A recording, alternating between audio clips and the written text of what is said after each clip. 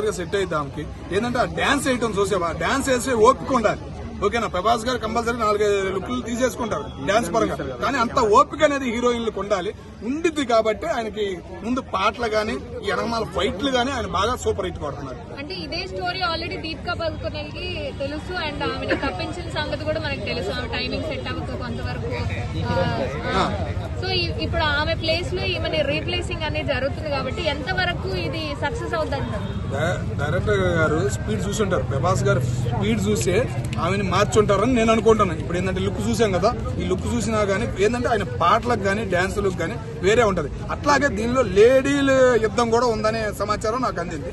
దాన్ని బట్టి ఇక లేడీస్ యుద్ధం అంటే వేరే ఉంటది, వాళ్ళకి తగ్గట్టు ఉండాలి. కాబట్టి విదేశీ వాళ్ళని పెట్టుంటారు ఎక్కువగా, వాళ్ళ వాతావరణం అనేది దీనిలో కనబడింది. ప్రభాస్ గారు ఏంటంటే విదేశీ ఫైటింగ్ కూడా బాగా వచ్చు మనకి, ఆ ఫైటింగ్ మూవ్మెంట్ అనేది కనపడటానికి కొద్దిగా చేంజ్ చేసి ఉంటారేమో అని నేను అనుకుంటున్నాను. అంటే యానిమల్ లో తృప్తిది నెగటివ్ క్యారెక్టర్ కదా కొంతవరకు, మరి ఇందులో ఎలా ఉండబోతుంది? ఇందులో కూడా సిగరెట్ వెలిగిస్తుంది.